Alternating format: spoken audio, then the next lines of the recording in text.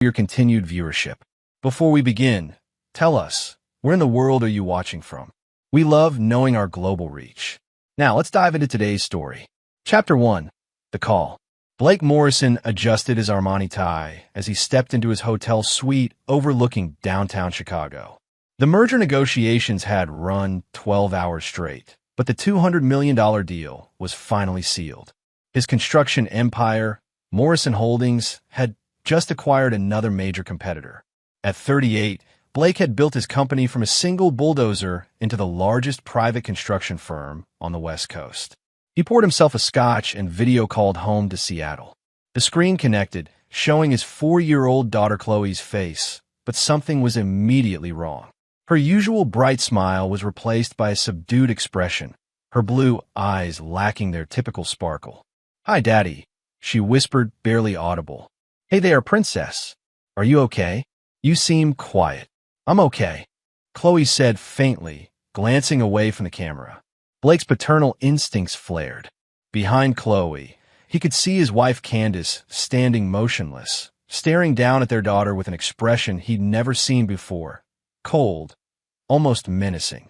Candace's perfectly manicured hands were clenched at her sides, her blonde hair pulled back severely. "Is everything okay there?" Blake asked, his voice sharpening. "Candace?" Candace's head snapped up, her green eyes meeting the camera for just a moment before she looked away. That's when Blake noticed something that made his blood freeze. Chloe's small hand moved subtly, making a gesture Blake had taught her 2 years ago when she was barely speaking. 3 fingers pressed together, thumb touching pinky. It was their secret signal, something he'd shown her to use if she ever felt scared or unsafe and couldn't speak freely.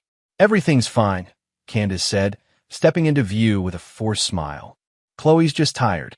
Time for bed, sweetie." But Blake caught it, the slight tremor in Candace's voice, the way she positioned herself between Chloe and the camera, and most importantly, the desperate look in his daughter's eyes as she made the sign again before the call ended. Blake stared at the blank screen, his mind racing. In 8 years of marriage, Candace had never shown anything but loving care toward Chloe. She'd given up her marketing career to be a stay-at-home mother, seemingly devoted to their family. But that look, that stance, it was territorial, possessive, and threatening. He called back immediately. The phone rang 6 times before Candace answered, her face filling the screen. "Blake, I told you she's sleeping now. I want to see her room." "What? That's ridiculous. You'll wake her up. Show me. Now." Candace's jaw tightened. "I'm not going to." Blake's voice dropped to the tone that made million-dollar contractors nervous. "Show me our daughter's room, or I'm catching the next flight home." Something flickered across Candace's face. Fear, guilt, or calculation. "Fine," she said, but she ended the call. Blake tried calling back repeatedly for the next hour. Each attempt went straight to voicemail. He opened his laptop and checked their home security system. Every camera showed offline or maintenance mode. Their entire house had gone dark. Cameras, door sensors, everything. Either there was a massive system failure, or someone had deliberately disabled it.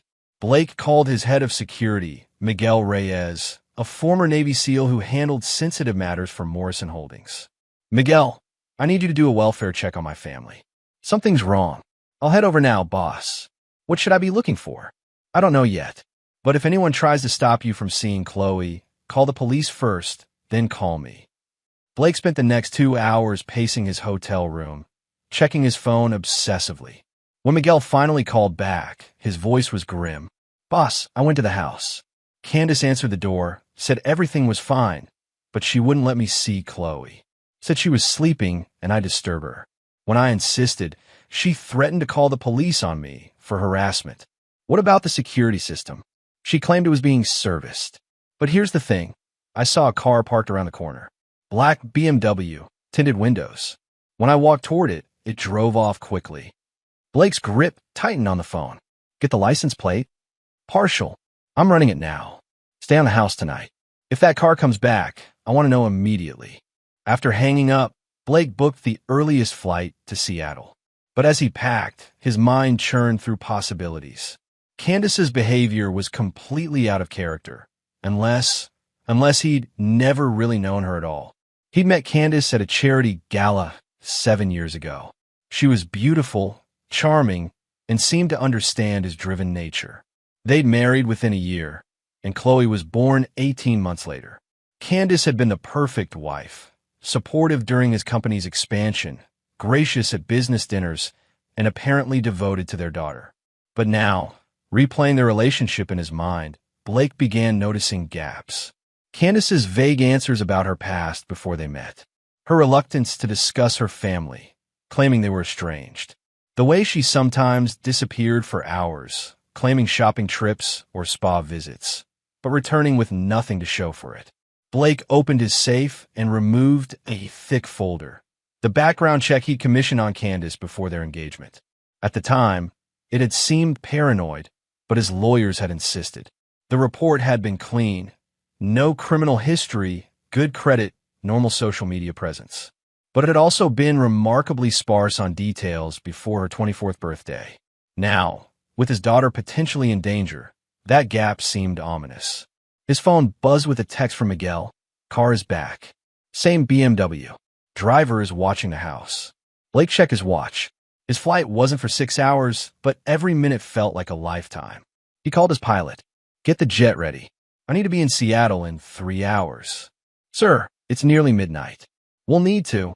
I don't care what it costs or what permits you need. Get me home.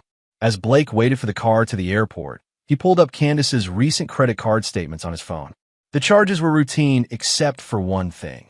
Large cash withdrawals over the past month, totaling nearly $15,000. Cash meant no electronic trail, no way to track how the money was being spent. Blake's jaw clenched.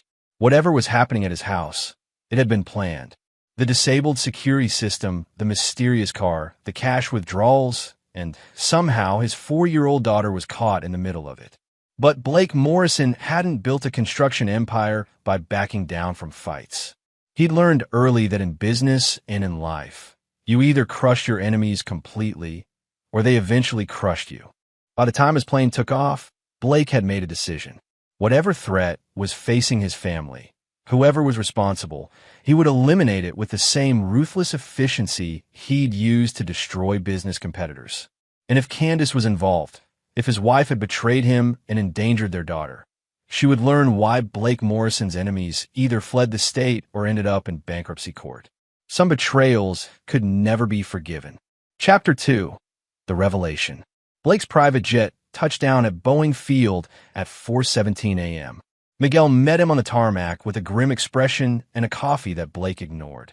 Status report, Blake demanded as they walked to Miguel's armored SUV. The BMW left around 2 a.m. I followed it to the Fairmont Olympic Hotel downtown. Driver went to the parking garage, but I lost him. No visual on who it was. What about Candace? House has been quiet. All lights went off around midnight. But boss, Miguel hesitated. I think you should see this. He handed Blake a tablet showing traffic camera footage from earlier that evening. The timestamp read 8:43 p.m., just after Blake's disturbing video call. Watch the black BMW, Miguel said. Blake studied the screen. The BMW was leaving his neighborhood, heading toward downtown Seattle. As it passed under a streetlight, the camera caught a clear view through the windshield. The driver was Candace. Blake's expression hardened. She left Chloe alone? Gets worse. Watch this. Miguel swiped to another camera feed, this one from the hotel's valet station. The BMW pulled up, and Candace stepped out wearing a dress Blake had never seen, something expensive and revealing. But she wasn't alone. A man emerged from the passenger side. Tall, muscular with dark hair and the kind of physique that screamed personal trainer or gym rat. He moved with casual confidence as he handed the valet the keys, then placed his hand possessively on Candace's lower back as they entered the hotel.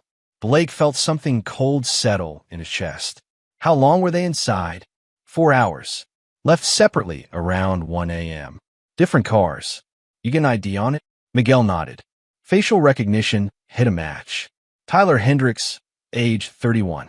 Owns a boutique fitness studio called Elite Form. Divorced, no kids, clean record except for a DUI 3 years ago. Blake studied the footage again, noting the familiarity between Candace and Tyler. This wasn't a first meeting. They moved together like a couple who'd been intimate for months, maybe longer. "How long has this been going on?" Blake asked quietly. "I'm checking. But boss, there's something else. I found out why your security system went down." Miguel pulled up another screen showing Blake's home security company's maintenance logs. "Someone called yesterday afternoon claiming to be you, saying you wanted the system temporarily disabled for privacy reasons during a family matter. They had your account information, your social security number, everything needed to authenticate. Candace had access to all that information." "Yes, sir. She planned this." Blake stared at the footage of his wife entering a hotel with another man while their 4-year-old daughter was home alone. The betrayal cut deep, but what enraged him more was the calculated nature of it. Candace hadn't just cheated. She deliberately left Chloe vulnerable to enable her affair. "Take me home," Blake said. "I want to see my daughter." The drive to his Bellevue mansion took 20 minutes. Blake's neighborhood was one of the most exclusive in the Seattle area, with homes starting at $3 million. His own house, a 12,000-square-foot modern fortress, sat on 5 acres of meticulously landscaped grounds. He designed it himself, with state-of-the-art security, a safe room, and clear sight lines from every window, all of which Candace had circumvented with a simple phone call. Blake used his key to enter quietly through the front door. The house was silent, except for the grandfather clock in the foyer, chiming 5 a.m. He climbed the stairs to Chloe's room, his footsteps muffled by Persian rugs. Chloe's door was slightly ajar. Blake pushed it open and saw his daughter sleeping peacefully in her princess-themed bed, clutching her favorite stuffed elephant. She looked small and vulnerable in the large room, and Blake felt his rage intensify. How could Candace have left her alone? He checked on her for several minutes, ensuring she was truly safe, then made his way to the master bedroom. Candace was there, apparently asleep, her blonde hair spread across the pillow. But Blake noticed details that confirmed his suspicions. A slight smear of makeup she'd missed while cleaning up, the faint scent of cologne that wasn't his, and her phone charging face down on the nightstand. Blake didn't wake her. Instead, he went to his home office and began making calls. First, he contacted his attorney, David Kim, one of Seattle's most ruthless divorce lawyers. "David, I need you at my office in 2 hours. Family emergency." "Blake, it's 5 a.m. What's—" "My wife is having an affair. I have proof. I want to discuss options before she knows I'm back in town." Next, he called his private investigator, Lisa Park, who'd worked for Morrison Holdings for 5 years handling background checks and corporate espionage. "Lisa, I need a complete workup on my wife. Everything: financial records, phone logs, social media, travel history. Go back 2 years. Blake, is everything okay?" "No. And I need the same investigation on a Tyler Hendricks. Owns Elite Form Fitness Studio. I want to know everything about him. Business records, personal life, who he's connected to. How fast do you need this?" "By noon today." Blake's third call was to his business partner and CFO, Rick Castellanos. Rick had been with Morrison Holdings since the beginning and was one of the few people Blake trusted completely. "Rick, clear my schedule for the next week. Family situation that requires my full attention. The Portland project meeting is—" "Cancel it. Everything non-critical gets postponed." Blake spent the next hour going through financial records on his computer. What he found painted a clear picture of betrayal. The cash withdrawals weren't random. They followed a pattern. Every Tuesday and Friday for the past 3 months, Candace had withdrawn $500 to $1,000 in cash. Tuesdays and Fridays were when Blake typically worked late at the office or traveled for business. He cross-referenced the dates with his calendar and travel schedule. Every single withdrawal corresponded with a day when he was away from home for extended periods. But the financial betrayal went deeper. Blake discovered that Candace had opened a separate credit card account he wasn't aware of. The statements, which she'd been hiding, showed charges at expensive restaurants, boutique hotels, and luxury clothing stores. The total debt was approaching $50,000. More damning was a series of charges at Elite Form, Tyler's fitness studio. The charges weren't for standard personal training sessions. They were 4 private consultation sessions that cost $300 each and occurred twice weekly for the past 4 months. Blake pulled up Elite Form's website. The studio offered high-end personal training, nutrition consulting, and lifestyle coaching for wealthy clients. Tyler's bio described him as a former college athlete who specialized in transformative fitness experiences for discerning clientele. The photos showed a man who was everything Blake wasn't. Young, conventionally handsome in a generic way, with the kind of muscles that came from spending entire days in a gym rather than building an empire. Blake felt nothing but contempt for the type of man who made a living flattering bored housewives. At 7 a.m., Blake heard movement upstairs. Candace was awake. He closed his laptop and waited, curious to see how she'd handle his unexpected return. 10 minutes later, Candace appeared in the doorway of his office, wearing a silk robe and a carefully constructed expression of surprise. "Blake, you're home early. I thought you weren't coming back until Thursday." "Change of plans," Blake said evenly. "The deal closed yesterday." Candace stepped into the office, and Blake noticed she kept her distance, staying near the door. "How wonderful. I know how important that merger was to you." "Where did you go last night, Candace?" The question hung in the air. Blake watched his wife's face carefully, looking for tells. Her eyes flickered almost imperceptibly, a micro-expression that betrayed her guilt. "Last night, I was here with Chloe. We had dinner, watched a movie, and went to bed early. I called around 10 p.m. You didn't answer. My phone was charging upstairs. I must have missed it." Blake stood up slowly, his 6'3" frame towering over his wife. "That's interesting, because I have traffic camera footage of you leaving the house at 8:43 p.m. in your BMW. Candace's face went pale, but she recovered quickly. "That's impossible. You were at the Fairmont Olympic Hotel with Tyler Hendricks until 1 a.m. The silence stretched between them. Blake watched as various emotions played across Candace's face. Shock, fear, calculation, and finally, a cold defiance he'd never seen before. "How long have you been having me followed?" she asked. "I haven't. Until yesterday, I trusted my wife." "Then how?" "Because when someone threatens my daughter, I respond accordingly." Candace's eyes narrowed. "Threatens Chloe? What are you talking about?" "The hand signal, Candace. She made our emergency signal during the video call. She was scared of something or someone." For the first time, Candace looked genuinely confused. "What hand signal?" Blake studied her face. Either she was an exceptional actress, or she truly didn't know about the signal he'd taught Chloe. But that didn't absolve her of leaving their daughter alone to meet her lover. "You left a 4-year-old child alone for 4 hours so you could cheat on your husband." "Blake, I can explain." "Don't." Blake's voice cut through her words like a blade. "I know about the cash withdrawals, the secret credit card, the private consultation sessions with Tyler. I know you disabled our security system to cover your tracks." Candace straightened, and Blake saw a flash of the person she really was beneath the mask of the devoted wife and mother. "So what now?" she asked. "You're going to divorce me? Take Chloe away from me?" "That depends entirely on what you do next." "Meaning?" Blake walked around his desk until he was standing directly in front of her. "Meaning you're going to tell me everything. How long this has been going on, what Tyler Hendricks really wants, and why my daughter was terrified yesterday.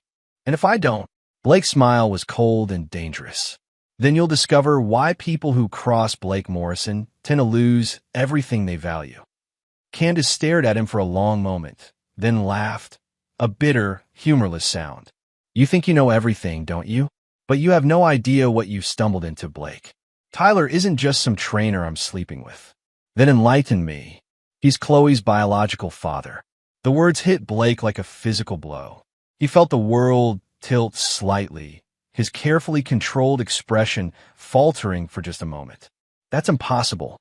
Chloe is my daughter." "Your daughter," Candace said with venom, "has never had a DNA test. And Tyler has been very patient about claiming what's his." Blake stared at the woman he'd thought he knew, seeing a stranger's face looking back at him. But even as the revelation shattered his world, his mind was already adapting, calculating, planning. If Candace thought this bombshell would destroy him, she'd badly underestimated who she was dealing with. Blake Morrison had built his empire by turning disasters into opportunities. And this betrayal, this unforgivable, calculated destruction of his family, would be no different. By the time he was finished, Candace and Tyler would learn that some wars are won not by who strikes first, but by who strikes last. Chapter 3. The Investigation. Blake maintained his composure as Candace's words echoed in his mind. Tyler has been very patient about claiming what's his. The implication was clear. This wasn't just an affair, it was a calculated plan to destroy his family and steal his daughter. "Get out," Blake said quietly. "Blake, we need to talk about." "Get out of my office." Now, Candace must have recognized something lethal in his tone because she backed toward the door. "This doesn't have to be ugly, Blake. Tyler and we can work something out. Financial arrangements that benefit everyone." Blake's hands clenched into fists. They weren't just planning to take Chloe. They were planning to extort him for the privilege. "You have 30 seconds to leave this room before I do something we'll both regret." Candace fled, her footsteps rapid on the hardwood floors. Blake heard her bedroom door slam upstairs. He sat back down at his desk and forced himself to think logically.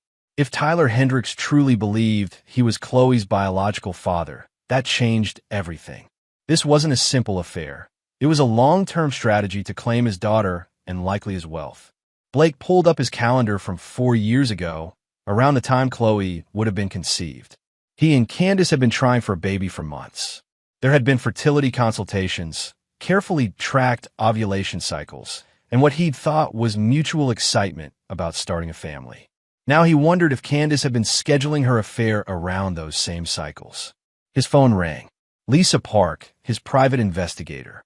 "Blake, I've got preliminary findings on Tyler Hendricks. You're not going to like this. Tell me, Elite Form Fitness Studio is bleeding money. Hendricks is 3 months behind on rent, has defaulted on equipment loans, and owes about $80,000 in various debts. The business is essentially bankrupt." Blake felt a piece of the puzzle click into place. So he needs money. Gets worse. I dug into his personal history. Hendricks has a pattern of targeting wealthy older women. His ex-wife divorced him after catching him with a client, a real estate heiress who ended up giving him $50,000 before her family intervened. A con man. Professional grade. But here's the interesting part. I found social media photos of him from 5 years ago. Guess where he was working? Blake waited. The gym where your wife had her membership.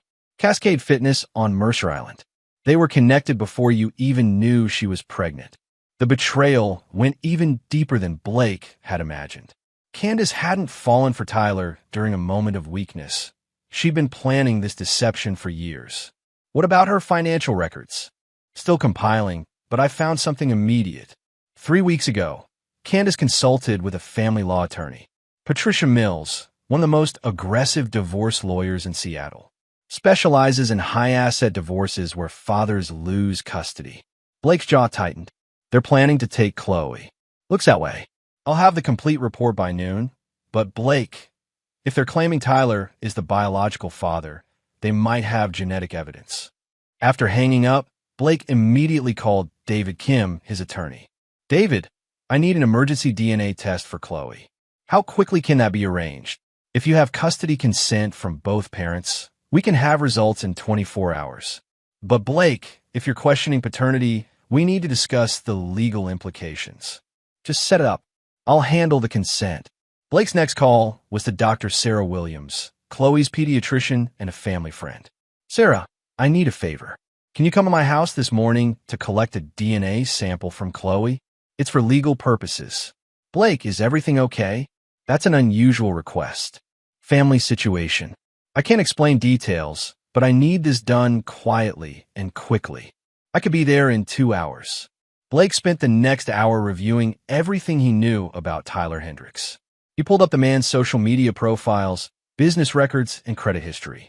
What emerged was a picture of a career predator who specialized in seducing vulnerable women with money. But Tyler had made one critical mistake. He'd targeted Blake Morrison's family.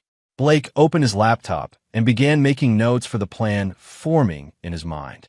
Tyler wanted to claim Chloe and extort money from him. Blake would give him exactly what he deserved. At 9 a.m., Chloe woke up and came downstairs, still in her pajamas and carrying her stuffed elephant. "Daddy!" She ran to him with genuine joy, and Blake felt his heart clench. Whatever the DNA test revealed, this was his daughter in every way that mattered. "Hey, princess. Did you sleep well?" "Uh-huh. Why are you home?" "Mommy said you were gone for work. I finished early so I could see you. Are you feeling okay? You seemed a little sad yesterday when we talked." Chloe's expression became cautious, and she glanced toward the kitchen where Candace was making coffee. "I'm okay, Daddy." But Blake noticed she stayed close to him, her small hand gripping his shirt. Whatever had happened yesterday, Chloe still felt safer with him than with her mother.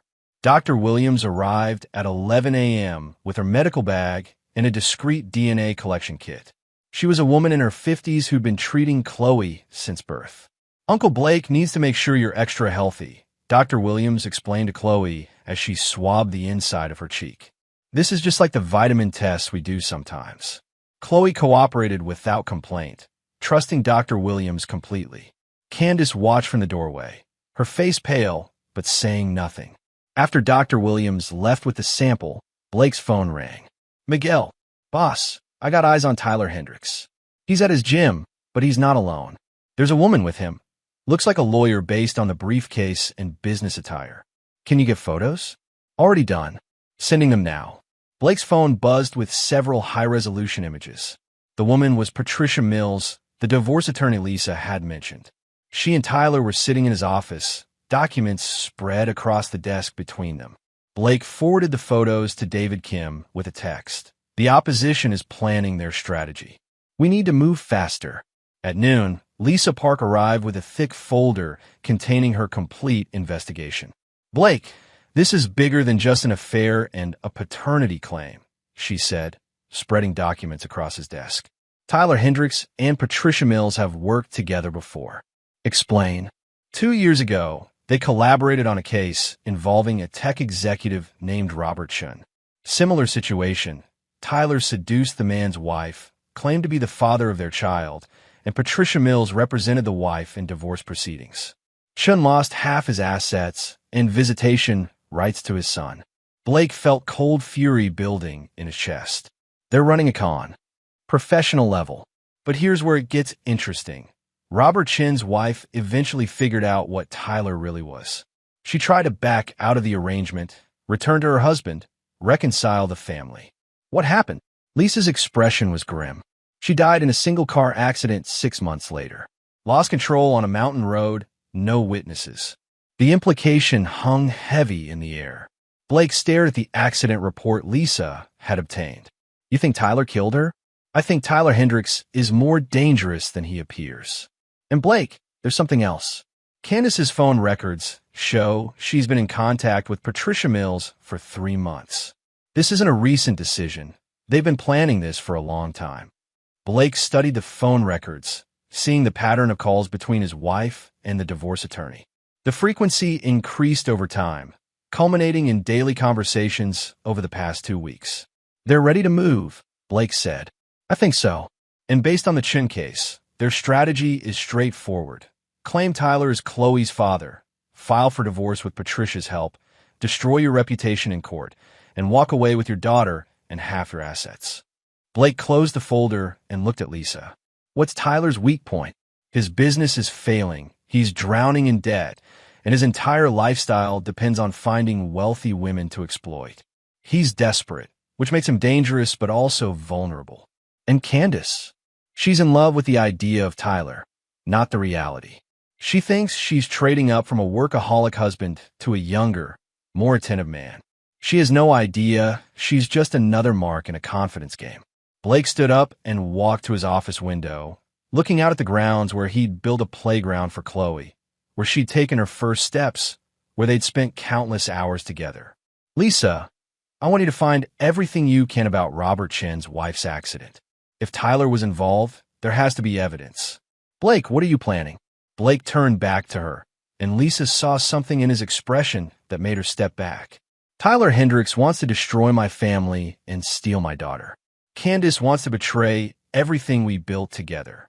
They think they can manipulate me, extort me, and walk away with my life. And They're about to learn that Blake Morrison doesn't get manipulated. He doesn't get extorted, and he doesn't lose. Blake's phone buzzed with a text from Dr. Williams. DNA sample is at the lab. Results in 18 hours. Lisa, I want 24-hour surveillance on both Tyler and Candace. I want to know everywhere they go, everyone they meet, and every move they make. Already arranged. Good. Because in 18 hours, I'll know if Chloe is biologically mine or not. But either way, Tyler Hendricks and my wife are about to discover what happens when someone threatens the things Blake Morrison values most. Blake looked out the window again, where Chloe was playing in the backyard with Candace watching from the patio. From this distance, they looked like a normal family. But Blake now knew the truth. His wife was a traitor, his daughter might not be his biological child, and a con man was planning to steal everything he'd worked for. But Tyler had made one fatal error in judgment. He'd assumed Blake Morrison was just another wealthy mark who could be manipulated and destroyed. He was about to learn the difference between a man who inherited wealth and a man who'd fought for every dollar he'd earned. And that difference would cost Tyler Hendricks everything.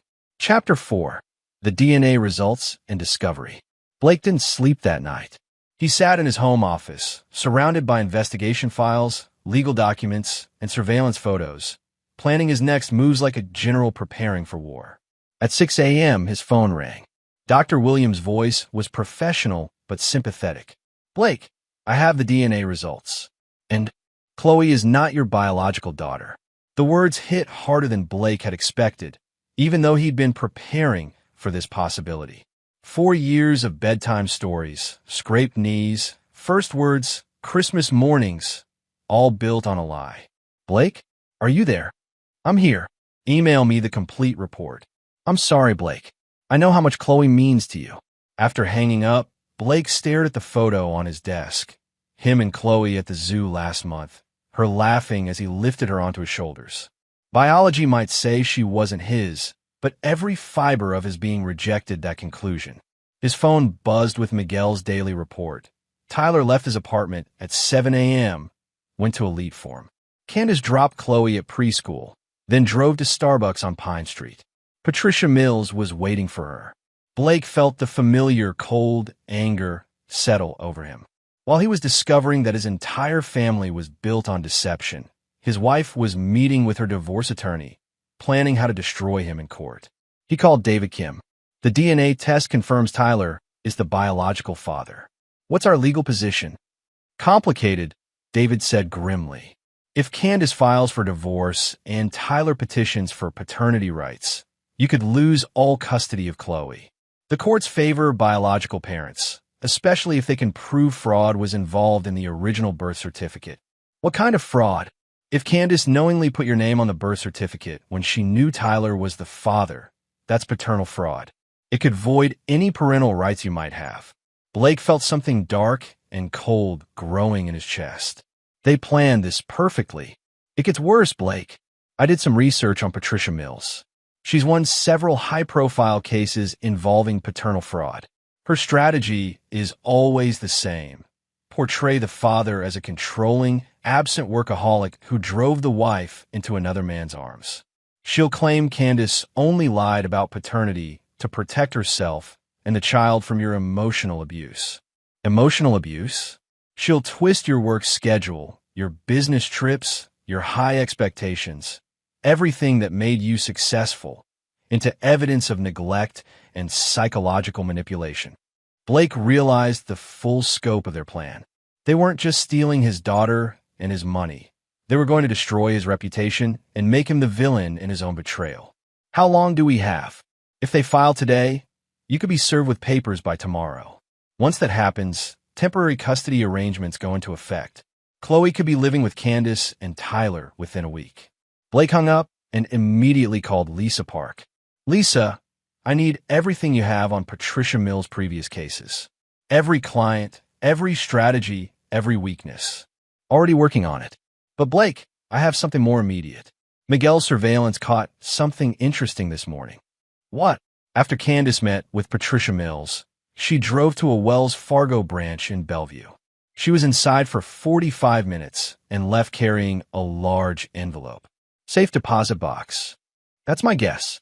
Miguel followed her back home, but she made 2 phone calls on the way. One to Tyler, one to a number I'm still tracking down. Blake thought about the timeline.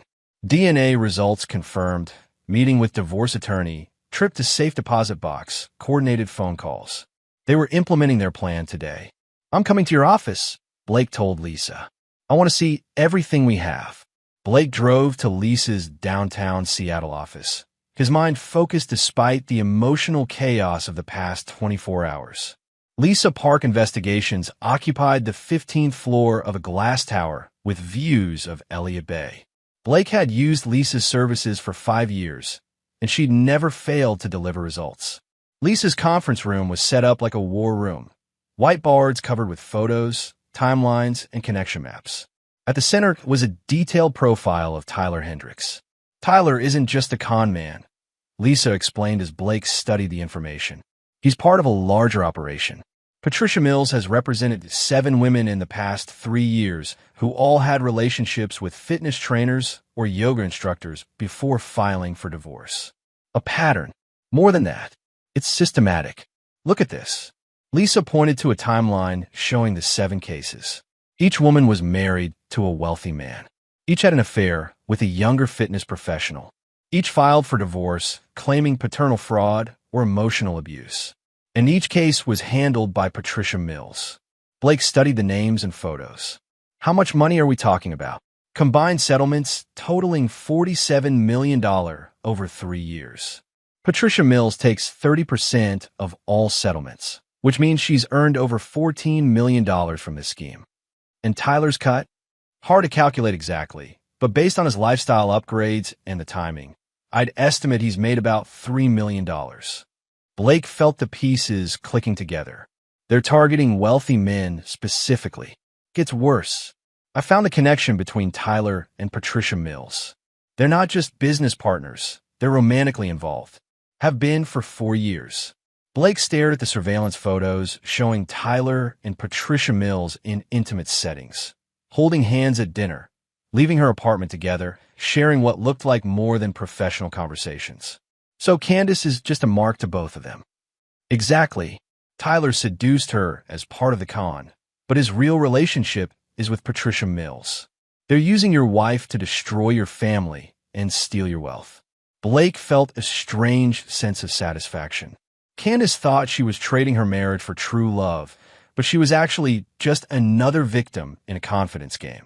Lisa, I want everything on their previous victims. Contact information, case details, settlement amounts, everything. Already compiled. But Blake, there's something else you need to see. Lisa opened another folder containing medical records and accident reports.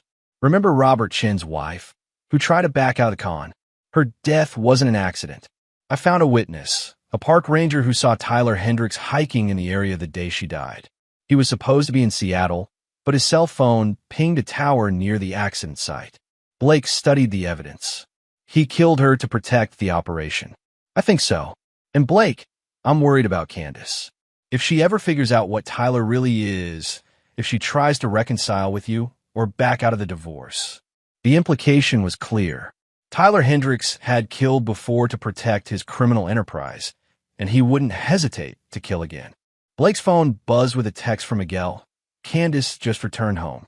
Tyler's car is in your driveway. Blake felt rage build in his chest. Tyler was in his house, with his daughter, planning to steal everything Blake had worked for. Lisa, I want you to contact Robert Shun and the other victims. I want to know everything about how Tyler operates, how Patricia Mills builds her cases, and what evidence we need to destroy them. What are you planning, Blake? Blake stood up and looked out at the Seattle skyline, the city where he'd built his empire, where he'd thought he had a family, where his enemies now believe they could destroy him. Tyler Hendricks and Patricia Mills have spent years perfecting a system to destroy men like me. They think they understand how to manipulate the legal system, how to turn wives against husbands, how to steal children and wealth. And they're about to learn that Blake Morrison doesn't play by their rules. Blake's phone rang. David Kim. Blake, I just received a call from Patricia Mills' office. They're filing divorce papers this afternoon.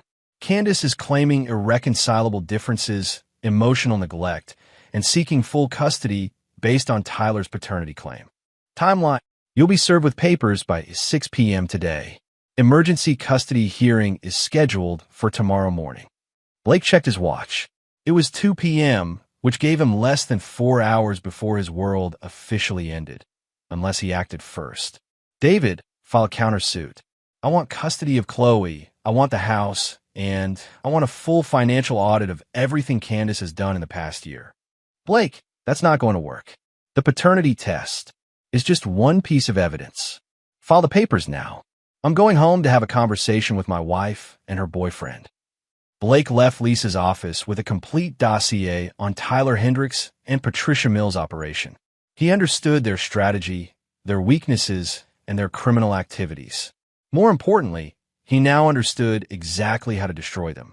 As he drove toward his house, toward the confrontation that would determine his daughter's future, Blake felt the familiar calm that came before a major business negotiation.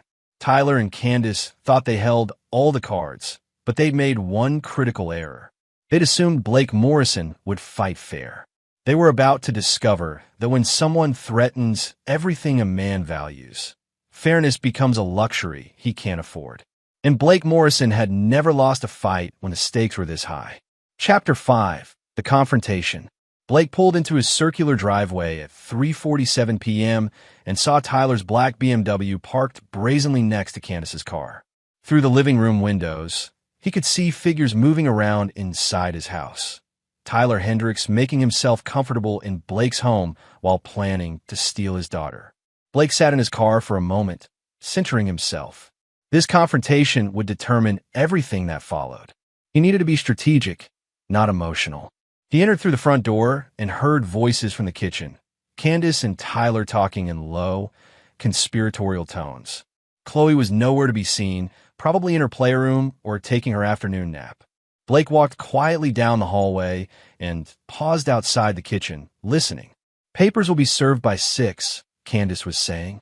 Patricia says the emergency hearing tomorrow is just a formality. Blake won't have time to mount a real defense. And the custody arrangement? Tyler's voice was casual, confident. Temporary full custody to me, with you listed as the biological father. Blake gets supervised visitation only if that. What about the house? It'll be part of the settlement. Patricia thinks we can get half the value, plus alimony and child support. With your paternity claim validated, Blake doesn't have much leverage. Blake stepped into the kitchen. Interesting theory. Both Candace and Tyler spun around, startled. Tyler recovered quickly, standing up with the kind of aggressive posture Blake had seen from men trying to intimidate their way out of bad situations. Blake, Candace said, her face flushing. We were just planning my destruction? Blake's voice was conversational, almost amused. Please, don't let me interrupt. Tyler stepped forward, flexing slightly. Look, man, this doesn't have to be complicated. Candace and I are in love. Chloe is my daughter, and it's time for everyone to accept reality. Blake studied Tyler with the same detached analysis he used when evaluating business competitors. 6'1", maybe 185 pounds, clearly spent a lot of time in the gym, but had the soft edges of someone who'd never been in a real fight. His aggressive stance was rehearsed, designed to intimidate suburban husbands during custody disputes. Reality, Blake repeated. That's an interesting word choice from someone who's been running a criminal confidence game for the past 4 years. Tyler's expression flickered, just a moment of uncertainty before the aggressive mask returned. I don't know what you're talking about. Blake pulled out his phone and showed Tyler a photo Lisa had compiled. Tyler with Patricia Mills at a romantic dinner. Patricia Mills, your girlfriend and business partner. 7 wealthy husbands destroyed, $47 million in fraudulent settlements, and at least 1 murder when Robert Chin's wife tried to back out of your operation. The color drained from Tyler's face. Candace looked confused, glancing between the two men. Tyler, what is he talking about? Blake showed her another photo, Tyler with a different woman, then another and another. Your boyfriend has seduced at least 7 married women as part of a systematic fraud operation. You're not his lover, Candace. You're his mark. That's impossible, Candace said, but Blake could see doubt creeping into her voice. Patricia Mills represents all his victims. Tyler seduces wealthy wives, claims to be the father of their children, and Patricia Mills handles the divorce proceedings. They split the settlements and move on to the next target. Tyler's jaw clenched. You can't prove any of that. Blake smiled coldly. Actually, I can. I have surveillance footage of you with Patricia Mills, financial records showing your partnership, and witness testimony from Robert Chun about what you did to his family. Blake pulled up another photo on his phone. Crime scene images from the car accident that killed Chen's wife. This is what happens when one of your victims tries to back out. Isn't it, Tyler?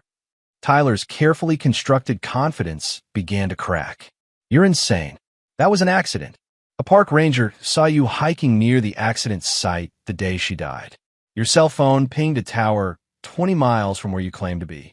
And there are brake marks on the road that suggest her car was deliberately forced off the cliff. Candace sank into a chair, staring at Tyler with growing horror. Tell me this isn't true. Tyler ignored her, focusing on Blake with new wariness. Even if any of that was real, it doesn't change the fact that Chloe is my daughter. I have paternity rights. Do you? Blake's smile became predatory. Because I have some interesting news about your DNA test. Blake pulled out another document. One Lisa had obtained from the lab that processed Tyler's paternity claim. Your test was processed by Northwest Genetics Labs, wasn't it? The same lab Patricia Mills uses for all her paternity cases. The same lab that's been falsifying DNA results for the past 3 years as part of your operation. Tyler's eyes widened. That's impossible. The lab technician is named Marcus Webb. Ring any bells? He's Patricia Mills' cousin, and he's been altering test results in exchange for a cut of your settlements. I have financial records showing payments from Patricia Mills to Marcus Webb totaling $300,000 over 3 years. Blake watched as Tyler's world collapsed around him. The DNA test, the cornerstone of their entire plan, was fraudulent. But that means... Candace whispered. That means Tyler Hendricks is not Chloe's biological father, Blake said. He never was. The entire paternity claim is based on fabricated evidence. Tyler lunged forward, his careful facade finally cracking completely. You son of a... Blake caught Tyler's wrist effortlessly. Despite Tyler's gym-built physique, Blake had the real strength that came from years of construction work before building his empire. More importantly, Blake had the focused violence of a man protecting his family. I wouldn't, Blake said quietly, applying pressure to Tyler's wrist until the younger man winced. Assault charges would complicate your legal situation considerably.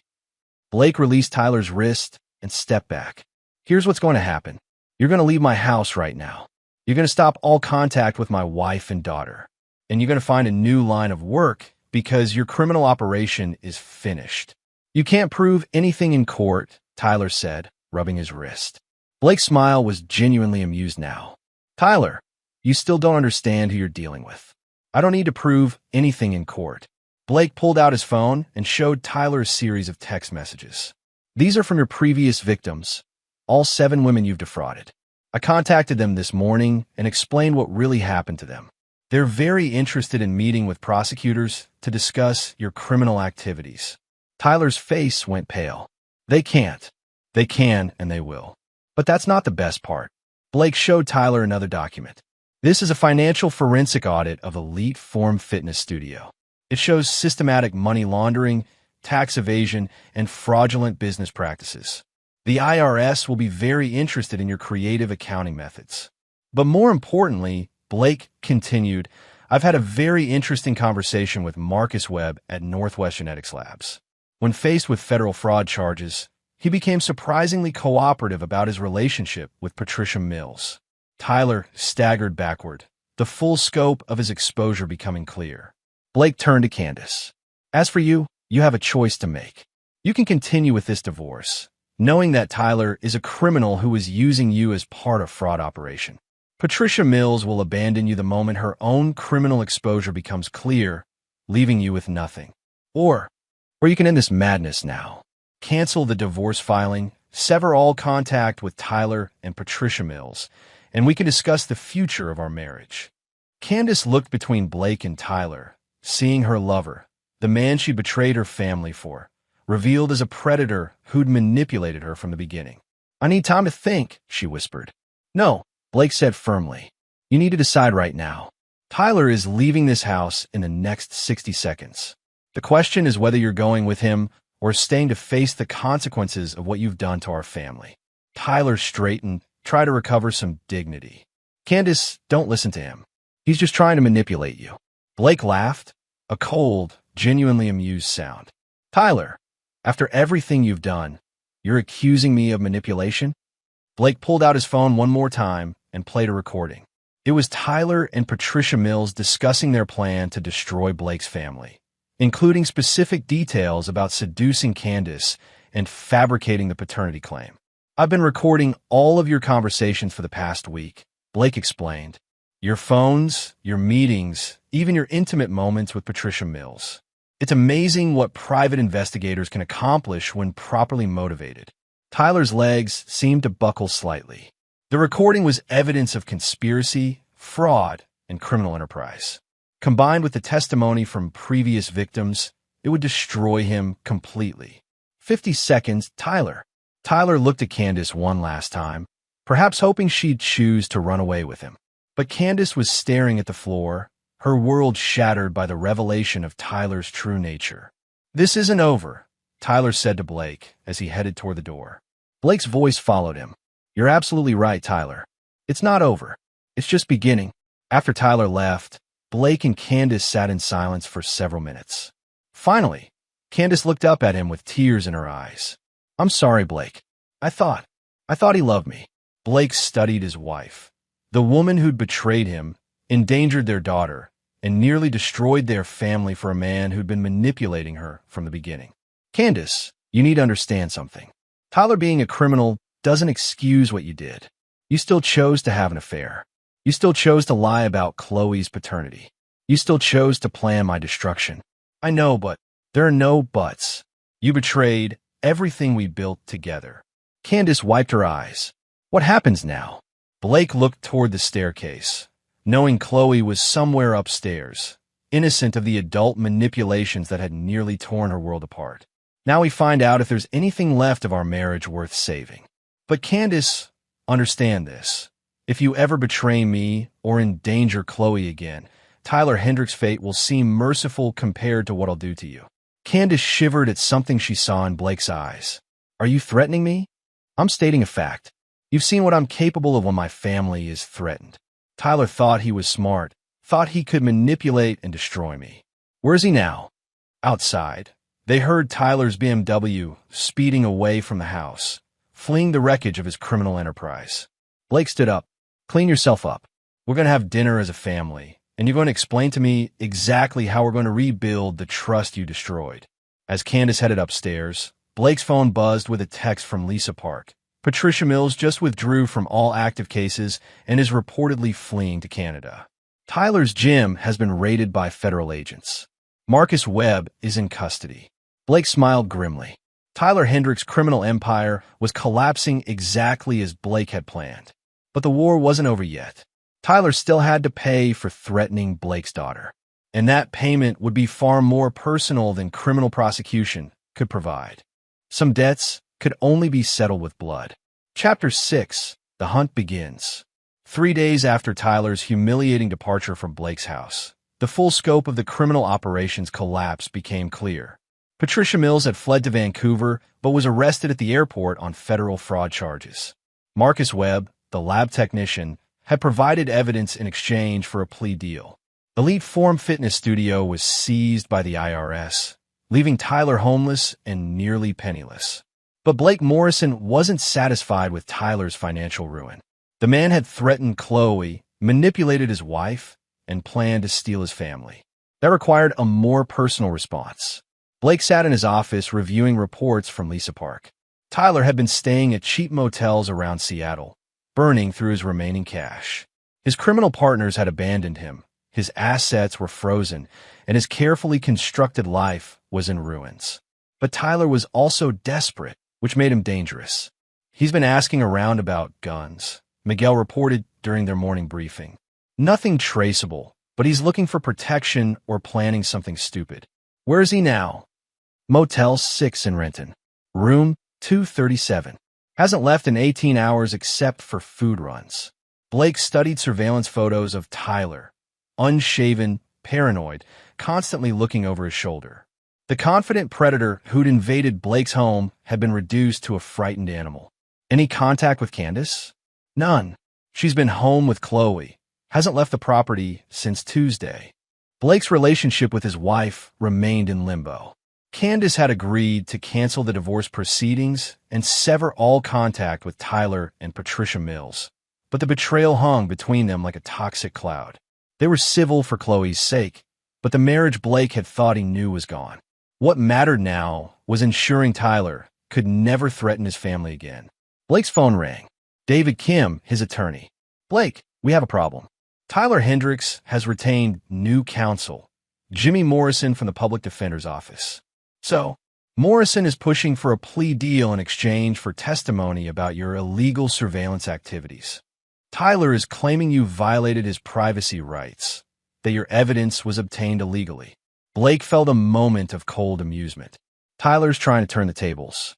It gets worse. He's also filed a restraining order claiming you've been harassing and threatening him. If granted, you can't go within 500 feet of Tyler or any property he occupies. When's the hearing? Tomorrow morning. Blake, if this restraining order goes through, it could complicate everything. The criminal charges against Tyler might be dismissed if his lawyer can prove prosecutorial misconduct based on illegally obtained evidence. After hanging up, Blake called Lisa Park. Lisa, I need to know everything about Jimmy Morrison, Tyler's new lawyer. Already on it. Morrison is clean, public defender for 8 years, good reputation, no obvious corruption. But Blake, he's also competent. If Tyler's claiming harassment, Morrison might be able to make it stick. Blake understood the strategy. Tyler couldn't win a direct fight, so he was trying to use the legal system to neutralize Blake's advantages. If the restraining order was granted, it would give Tyler breathing room to plan his next move. Blake wouldn't allow that to happen. Miguel, I want Tyler under constant surveillance. If he meets with anyone, goes anywhere unusual, or does anything that looks like planning, I want to know immediately. Already on it, boss. But Blake, if there's a restraining order, then we'll have to be more creative. That evening, Blake sat in Chloe's room reading her a bedtime story. She curled against him, trusting and innocent, unaware of the war being fought around her. As he read about brave princesses and defeated dragons, Blake felt his resolve crystallize. Tyler Hendricks would never be allowed to threaten this moment again. After Chloe fell asleep, Blake went to his home office and made a call to an unlisted number. Vincent, it's Blake Morrison. Vincent Torino owned a construction supply company that provided materials for Morrison Holdings projects. He also provided other services for Blake when situations required solutions outside normal business channels. Blake, been a while. What do you need? I have a problem that requires a personal touch. Someone threatened my family. I see. Where and when? I'll text you details. But Vincent, this needs to look natural. An accident. Understood. What's the timeline? Soon. Before he can cause more damage. After ending the call, Blake felt the familiar calm that came with decisive action. Tyler had chosen to escalate their conflict by involving lawyers and restraining orders. But Tyler didn't understand that Blake Morrison played by different rules when his family was threatened. The next morning, Blake attended the restraining order hearing. Jimmy Morrison presented Tyler's case competently, claiming Blake had engaged in systematic harassment through surveillance, intimidation, and threats. Your Honor, Morrison argued, my client has been subjected to round-the-clock stalking by Mr. Blake Morrison's private security team. Mr. Hendricks fears for his safety and requests court protection. Blake's lawyer countered that Tyler was a criminal who defrauded Blake's family and posed an ongoing threat, but the judge seemed sympathetic to Tyler's claims. Mr. Morrison, the judge said to Blake, while I understand your anger about what happened to your family, you cannot take the law into your own hands. I'm granting a temporary restraining order requiring you to maintain a distance of 500 feet from Mr. Hendricks and cease all surveillance activities. Blake accepted the ruling with apparent grace, but he was already implementing his alternative plan. That afternoon, Tyler left his motel and drove to a gun shop in Tacoma. Miguel, maintaining surveillance from a safe distance, watched Tyler purchase a .38 revolver and ammunition. The purchase was legal. Tyler had no criminal convictions yet, and Washington State's background check system hadn't been updated with his pending charges. He's armed now, Miguel reported to Blake. Seems more confident, like he's planning something. What'd he go after buying the gun? Drove around your neighborhood for an hour, checking security, looking for patterns. I think he's planning to come after you or your family. Blake felt cold satisfaction. Tyler's purchase of a weapon would justify everything that happened next. That evening, Blake received a call from Vincent Torino. It's done. Your problem will be resolved tomorrow morning. What kind of accident? Mechanical failure. Brake lines on his BMW. Very natural, very clean. Blake ended the call and poured himself scotch. Tomorrow, Tyler Hendricks would discover the final lesson Blake Morrison taught to men who threatened his family. But Blake's phone rang before he could finish his drink. Miguel, his voice urgent. Boss, Tyler's not at his motel. I lost him 2 hours ago, and his BMW is gone. Where? Blake's blood went cold as he heard a sound from upstairs, glass breaking in Chloe's room. He's here, Blake said, dropping the phone and reaching for the gun he kept in his desk drawer. Tyler Hendricks had come for Blake's family, armed and desperate. But Tyler was about to learn that Blake Morrison had been preparing for this moment since their first confrontation. The hunt was over. Now came the kill. Chapter 7. The final confrontation. Blake moved silently through his house, gun drawn, every sense heightened. The sound of breaking glass had come from the second floor, near Chloe's room. His heart hammered as he climbed the stairs, knowing that Tyler was somewhere above him, armed and desperate enough to invade Blake's home. The hallway was dark except for a sliver of light under Chloe's door. Blake approached carefully, noting that the guest bedroom window at the end of the hall was shattered, Tyler's entry point. Blake tested Chloe's door handle, locked from the inside. Smart girl. He taught her to lock her door if she ever heard strange noises at night. A floorboard creaked behind him. Blake spun around to see Tyler emerging from the master bedroom, holding his .38 revolver with shaking hands. Tyler looked wild, unshaven, red-eyed, and past the point of rational decision-making. Hello, Blake, Tyler said, his voice hoarse. Time for a conversation. Blake kept his own weapon lowered but ready. You made a mistake coming here, Tyler. Did I? Because it seems like I hold all the cards now. Tyler gestured with the gun toward the stairs. Let's go downstairs. Away from a kid. Blake calculated distances and angles. Tyler was about 15 feet away, nervous and clearly inexperienced with firearms. His grip was wrong, his stance was unstable, and his finger was on the trigger, dangerous but also likely to miss if he fired in panic. Where's Candace? Blake asked, moving slowly toward the stairs. Locked in the bathroom downstairs. Don't worry, she's fine. For now. They descended the stairs together, Tyler keeping the gun trained on Blake's back. In the living room, Blake could hear muffled sounds from the powder room. Candace calling for help through the locked door. Sit down, Tyler ordered, pointing to the leather chair where Blake often read evening reports. Blake sat but kept his gun concealed beside his leg. What do you want, Tyler? What I want? Tyler laughed bitterly. I want my life back. I want the business you destroyed, the money you cost me, the future you stole. You did that to yourself when you chose to run a criminal operation. Criminal operation? Tyler's eyes blazed. You think you're so much better than me? You think your money makes you righteous? Tyler began pacing, the gun wavering as his emotions overwhelmed his limited self-control. I worked for everything I had, Tyler continued.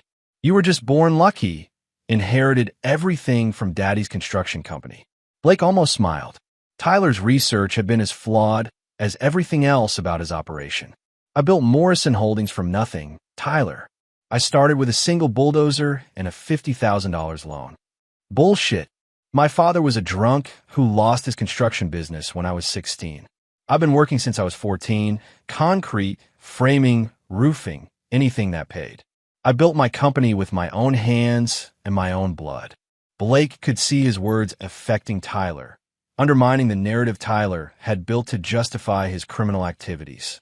That doesn't change anything, Tyler said, but his voice lacked conviction. You still destroyed my life. You destroyed your own life when you chose to be a predator instead of a man. Tyler's face flushed with rage. You want to talk about being a man? A real man doesn't hide behind lawyers and private investigators. A real man faces his enemies directly. Is that what you think you're doing here? Being a man. Blake slowly stood up, his gun still concealed. Tyler raised his weapon, but didn't fire. He wanted to talk, to justify his actions, to make Blake understand his twisted logic. I love Candace, Tyler said. I really loved her. Not like you, treating her like another business asset. I made her feel alive again. You made her feel like a mark in your confidence game. That's not true. Then why are you here with a gun instead of trying to win her back with love? Tyler's hand shook as the contradiction hit him. If he truly loved Candace, breaking into Blake's house to threaten his family was hardly romantic. Because you poisoned her against me, Tyler said, but his voice was weaker now. You made her think I was using her. I showed her the truth. Your relationship with Patricia Mills, your previous victims, your criminal enterprise. Candace made her choice based on facts, not manipulation. Tyler's face crumpled slightly. For a moment, Blake saw past the desperate criminal to the pathetic man underneath. Someone who'd spent years lying to others and himself about what he really was. But that moment of sympathy vanished when Tyler's expression hardened again. It doesn't matter anymore, Tyler said. You destroyed everything I cared about. Now I'm going to return the favor. Tyler raised the gun toward Blake's chest, his finger tightening on the trigger. Blake moved. Years of construction work had given Blake reflexes and strength that Tyler's gym workouts couldn't match. Blake dove sideways, bringing up his own weapon as Tyler fired. The shot went wide, splintering the wall behind where Blake had been sitting. Blake rolled behind the couch as Tyler fired again, this shot smashing a lamp. Tyler, Blake called out. This ends badly for you no matter what happens. Put the gun down and walk away. Tyler's response was another wild shot that destroyed a family photo on the mantelpiece. Blake analyzed the situation. Tyler was panicking, firing randomly, and would soon run out of ammunition. But each shot risked hitting Candace in the bathroom or Chloe upstairs. Blake made his decision. He stood up from behind the couch, his gun aimed directly at Tyler's center mass. Drop your weapon. Tyler spun toward him, bringing his gun up desperately. But Tyler was an amateur facing a man who'd learned to shoot in the Marines and practiced regularly at private ranges. Blake's shot was precise and final. Tyler Hendricks dropped to Blake's hardwood floor, his gun clattering away, blood pooling beneath him. His eyes were wide with shock and pain, but still alive. Blake approached carefully, kicking Tyler's gun out of reach. Tyler tried to speak, but could only make gurgling sounds. You threatened my daughter, Blake said quietly, standing over the dying man. That was unforgivable. Tyler's eyes fixed on Blake's face, perhaps finally understanding the type of man he'd chosen as an enemy. Then his eyes went blank. Blake checked Tyler's pulse to be certain, then called 911. This is Blake Morrison at 15847 Bellevue Hills Drive. I've just shot an armed intruder who broke into my home and threatened my family. The threat has been neutralized. Blake unlocked the powder room door, releasing Candace, who collapsed into his arms sobbing. Then he went upstairs to check on Chloe, who was still locked safely in her room. Daddy. Chloe's voice was small and frightened through the door. It's okay, princess. The bad man is gone. You can come out now. When police arrived, they found Blake holding his daughter while Candace sat in shock on the living room sofa, carefully positioned so she couldn't see Tyler's body. The investigation was straightforward. Tyler had broken into Blake's home, armed with an illegal weapon. The restraining order made his presence criminal and threatened Blake's family. Blake had acted in self-defense to protect his wife and daughter.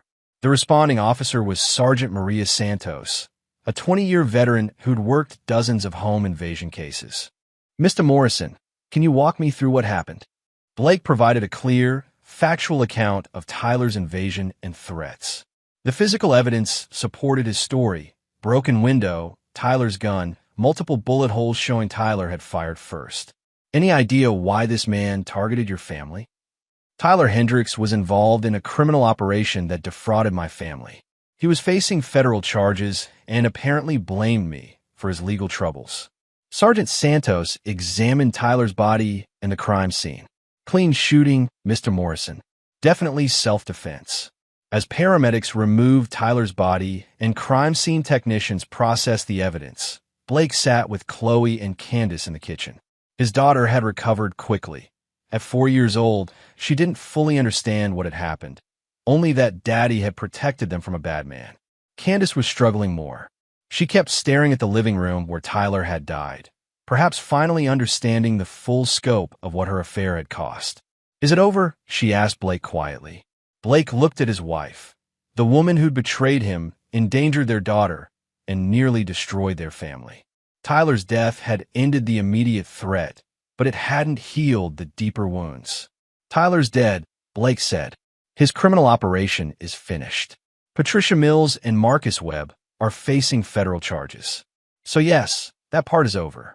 And us." Blake studied Candace's face. She looked older, worn down by guilt and trauma. The confident woman who'd planned his destruction just days ago had been replaced by someone broken and uncertain. "That depends on you, Candace. Tyler manipulated you, but you still chose to betray our family. That's not something I can just forgive and forget." "I know, but Blake, I want to try. I want to rebuild what we had."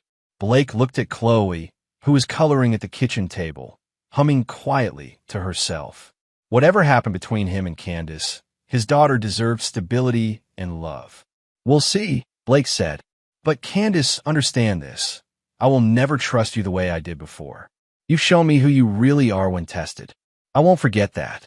Candace nodded, tears in her eyes. "I understand." 3 hours later, after police finished their investigation and the house was quiet again, Blake sat in his office reviewing the events of the past week. Tyler Hendricks was dead, his criminal operation destroyed, and Blake's family was safe. But as Blake looked at photos of happier times with Candace and Chloe, he realized that some victories came at a cost that could never be fully calculated. Tyler had lost his life, but Blake had lost something too. The innocence of believing his family was secure, the trust that his wife would choose him over temptation, and the simple peace of a life without enemies. Still, as Blake listened to Chloe's laughter from the playroom upstairs, he knew he'd made the right choices. His daughter was safe, his enemies were defeated, and his empire remained intact. In the end, that was what mattered most. Some men built legacies through conquest and destruction. Blake Morrison built his through protection and ruthless defense of everything he valued. And anyone who threatened that legacy learned, as Tyler Hendricks had learned, that Blake Morrison's mercy had limits, but his vengeance did not. Chapter 8, The Reckoning. 2 weeks after Tyler Hendricks died on Blake's living room floor, the full consequences of their war began to emerge. The police investigation had cleared Blake of any wrongdoing. Justified self-defense was the official ruling. But the ripple effects of Tyler's criminal operation continued to spread through Seattle's legal and social circles. Blake sat in his attorney David Kim's office reviewing the final reports from Lisa Park's investigation. Patricia Mills had been sentenced to 12 years in federal prison for conspiracy, fraud, and money laundering. Marcus Webb received 5 years for falsifying DNA tests. 7 previous victims of their operation were filing civil suits against Tyler's estate, though there was little money left to recover. "The interesting development," David said, "is that 3 of Tyler's previous victims have reached out to thank you personally." Blake looked up from the reports. "Thank me? Robert Chin's brother flew in from San Francisco yesterday. Apparently, your investigation into Tyler's operation finally gave him closure about his sister-in-law's death. The other victims feel vindicated that Tyler faced consequences for what he did to their families." Blake felt no satisfaction from Tyler's death. Killing another man, even in self-defense, wasn't something to celebrate. But he was glad that Tyler's other victims had found some measure of justice. What about the federal investigation? Closed. FBI concluded that Tyler acted alone after his criminal operation collapsed. No evidence of outside conspiracy or ongoing threats. Blake nodded. Tyler's death had ended more than just his life. It had eliminated the entire criminal network that had destroyed multiple families. And Candace? David's expression became more guarded. She's agreed to continue marriage counseling, but Blake, you need to understand that rebuilding trust after betrayal this deep, it may not be possible. Blake had been attending weekly counseling sessions with Candace, trying to salvage their marriage for Chloe's sake. But every session reinforced the fundamental truth. Candace had chosen to betray him when faced with temptation. That choice revealed something about her character that couldn't be erased or forgotten. Blake left David's office and drove to Morrison Holdings headquarters in downtown Seattle. He'd been away from daily operations for 2 weeks, and there were critical decisions waiting for his attention. But as he sat in his corner office overlooking Elliott Bay, Blake found himself thinking about the price of the war he'd won. Tyler Hendricks was dead, but Blake's marriage was destroyed. His family was safe, but the trust that had held them together was gone. He'd protected his empire, but at the cost of becoming a killer. Blake's assistant knocked on his office door. "Mr. Morrison, there's someone here to see you. Says it's personal." "Who is it?" "Robert Chun, from San Francisco." Blake had Robert Chun shown into his office. Chun was a man in his early 40s, well-dressed, but with the tired eyes of someone who'd endured profound loss. "Mr. Morrison, thank you for seeing me. I wanted to thank you personally for what you did." Blake gestured for Chun to sit. "I'm sorry for your loss. Your sister-in-law didn't deserve what happened to her. Jennifer was trying to protect our family when she died. Tyler Hendricks had convinced my brother that their marriage was over, that their son wasn't his. Jennifer discovered the truth about Tyler's operation and was going to expose him." Chin's voice was steady, but Blake could see the pain underneath. "Jennifer called me the night before she died. Said she found evidence that would destroy Tyler and Patricia Mills. She was driving to meet with FBI agents when her car went off that mountain road. I'm sorry the legal system failed her. But you didn't," Chun said. "When Tyler threatened your family, you did what needed to be done. Jennifer would have appreciated that." After Chun left, Blake sat alone in his office thinking about justice and revenge, protection and destruction. Tyler Hendricks had been a predator who destroyed families for profit. His death had saved Blake's family and provided closure for his previous victims. But it had also changed Blake in ways he was still understanding. That evening, Blake returned home to find Candace and Chloe in the kitchen making dinner. The scene looked normal, a family preparing to share a meal together. But Blake could feel the underlying tension, the careful politeness that had replaced genuine intimacy. "How was your day, Daddy?" Chloe asked, hugging his legs. "Good, Princess. How was yours?" "Mommy and I went to the park, and I fed the ducks." Blake looked at Candace, who managed to smile. "She had a good time." "We both did." During dinner, they maintained the facade of a normal family. Chloe chattered about her day. Candace asked about Blake's work, and Blake responded appropriately. But underneath the surface, all three of them knew that everything had changed. After Chloe went to bed, Blake and Candace sat in the living room, carefully avoiding the area where Tyler had died, which had been professionally cleaned but still felt contaminated to both of them. "Blake, I've been thinking about what Dr. Peterson said in counseling." Candace began hesitantly. Dr. Peterson was their marriage counselor, a woman who specialized in rebuilding relationships after major betrayals. About whether we're staying together for the right reasons, or just because it's easier than facing the truth. Blake studied his wife's face. Over the past 2 weeks, he'd watched her struggle with guilt, trauma, and the realization that her affair had nearly cost Chloe her safety. What truth is that? That maybe we can't come back from this. That maybe try to rebuild our marriage is just postponing the inevitable. Blake felt a mixture of relief and sadness. He'd been thinking the same thing, but hadn't wanted to be the first to voice it. "You want a divorce? I want us to be honest about whether love and trust can survive what I did." "And Blake, I see how you look at me now. There's something cold there that wasn't there before." Blake couldn't deny it. When he looked at Candace, he saw not just his wife, but the woman who'd betrayed him, endangered their daughter, and planned his destruction. That knowledge colored every interaction, every conversation, every moment they shared. What about Chloe?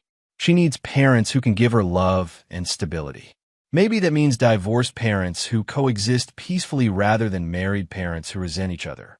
Blake stood up and walked to the window overlooking the backyard where Chloe played every day. The playground equipment he'd installed, the garden Candace had planted, the life they'd built together, all of it felt like artifact from a different family's existence. If we divorce, Blake said, I want joint custody. 50-50 times sharing. Of course. Blake, despite everything that's happened, I know you're a good father. Chloe needs you. Blake turned back to face Candace. And I want us to handle this privately. No lawyers beyond what's necessary for paperwork. No fighting over assets or support. We divide everything fairly and move on. Agreed. They spent the next hour discussing practical arrangements with surprising civility. Blake would keep the house. Candace would take the condo in Belltown they'd bought as an investment. They'd alternate weeks with Chloe, share holidays, and maintain college funds and insurance policies. It felt like negotiating a business deal rather than ending a marriage.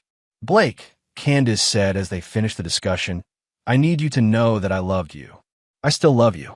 Tyler manipulated me, but that doesn't excuse the choices I made.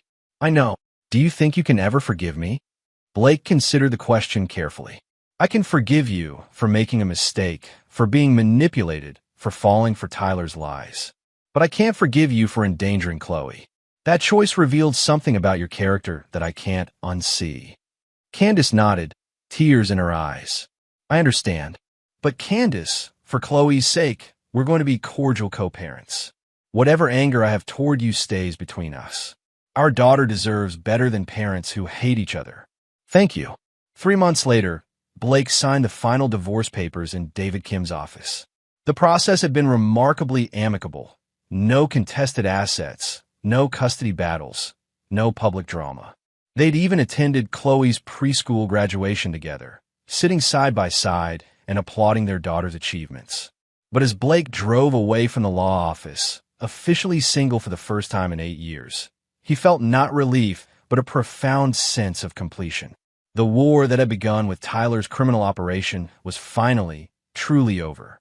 Blake had protected his daughter, defeated his enemies, and secured his empire. The cost had been his marriage, his innocence, and one man's life. But as he picked up Chloe for his first official week of joint custody, watching her face light up with joy at seeing him, Blake knew he'd made the right choices.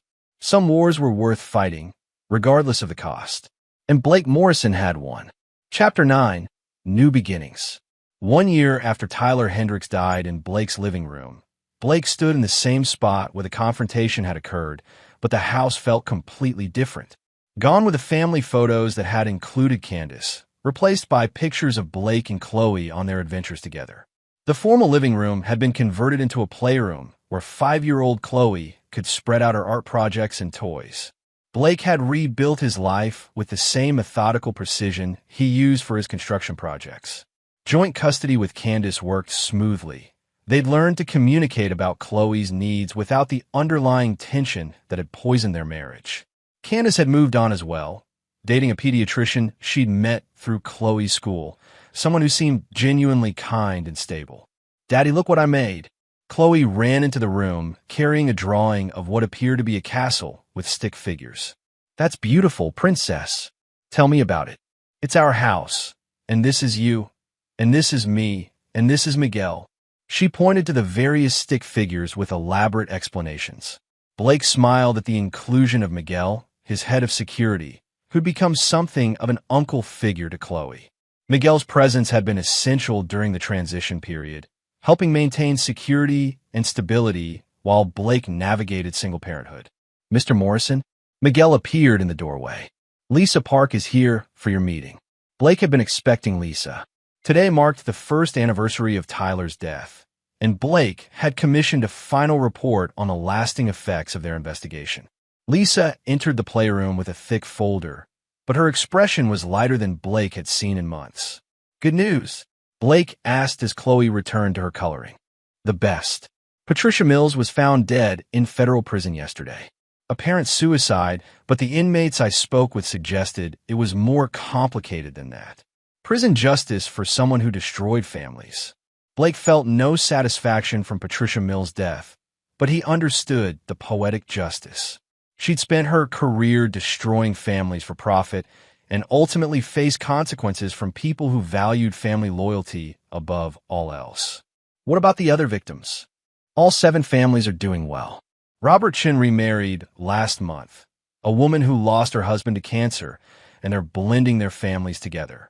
The other couples either reconciled after learning the truth about Tyler's manipulation or divorced amicably once they understood what really happened. Lisa pulled out another document. But the most interesting development is this.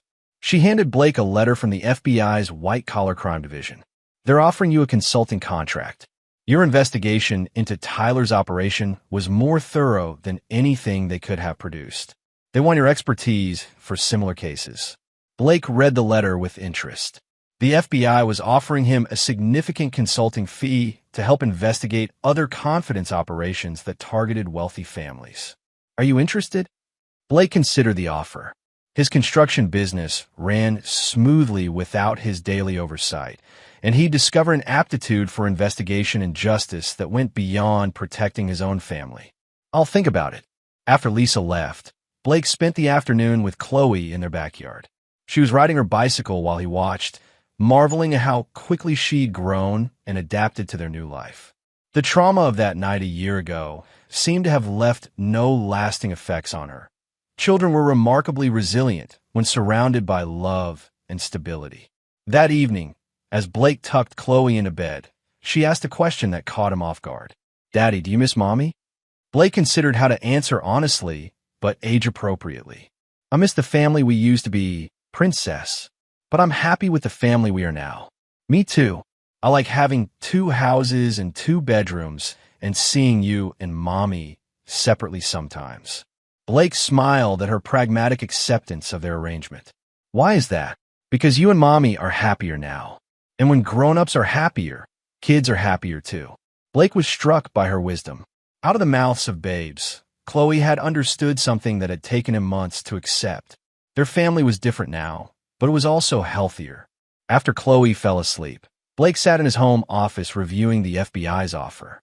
Taking the consulting contract would mean using his skills to help other families threatened by predators like Tyler Hendricks. It would also mean potentially dangerous work, but Blake had already proven he could handle such dangers. His phone rang. Vincent Torino, the man who'd helped arrange Tyler's accident that never happened. "Blake, just wanted to check in. Everything's still quiet on your end?" "Completely quiet, Vincent. Thanks for your concern. Good to hear. Word gets around about what happened to that Tyler character. People respect a man who protects his family properly." After hanging up, Blake reflected on the strange path his life had taken. A year ago, he'd been a successful businessman with what seemed like a perfect family. Now he was a divorced single father who'd killed a man in self-defense and was being recruited by the FBI. But despite everything that had changed, Blake felt more grounded than he had in years. He knew exactly who he was now, a man who protected what mattered most, regardless of the cost. Blake's computer chimed with an email from David Kim. The final financial audit of Tyler's criminal operation had been completed. Blake and the other victims would recover approximately 60% of their losses through asset forfeiture and insurance claims. But more importantly, the audit had uncovered evidence of additional crimes that would help prosecute other members of Tyler's network who were still alive. Justice would continue to roll out in waves, affecting criminals Blake had never even known existed. Blake printed the FBI's consulting offer and signed it. He'd found his new purpose, using the skills he'd developed protecting his own family to help protect others. As he prepared for bed, Blake walked through his house, checking locks and security systems out of habit. In Chloe's room, he paused to watch her sleep peacefully, surrounded by stuffed animals and night lights. This was what mattered. This was what he'd fought for and killed for and rebuilt his life around. His daughter's safety, her happiness, her future. Tyler Hendricks had threatened that future and paid with his life. Candace had betrayed that future and lost her marriage. Patricia Mills had profited from destroying such futures and died in prison. But Blake Morrison had protected what he valued most, and tomorrow he would help others do the same. Some men built legacies through conquest. Others built them through protection. Blake Morrison had learned the difference, and he would spend the rest of his life ensuring that predators like Tyler Hendricks never again threatened innocent families. As he turned off the lights and headed to his own room, Blake felt the deep satisfaction of a man who'd faced his worst fears and emerged victorious. He'd lost a wife, but gained clarity about what really mattered. He'd killed an enemy, but saved his daughter. He destroyed a criminal operation, but found his true calling. In the end, the hand sign that had started everything, Chloe's silent plea for help during that video call, had led Blake to discover not just his enemies, but himself. And Blake Morrison liked the man he'd become. Harder, perhaps. More dangerous, certainly. But also more focused on what truly mattered in life. His daughter slept safely down the hall, and that was enough. Everything else was just details. And there you have it. Another story comes to an end. What did you think? I'd love to hear your thoughts in the comments below. If you enjoy this story, consider joining our community by subscribing. It means the world to us. For more stories like this one, check out the recommended videos on screen. And I'll see you there.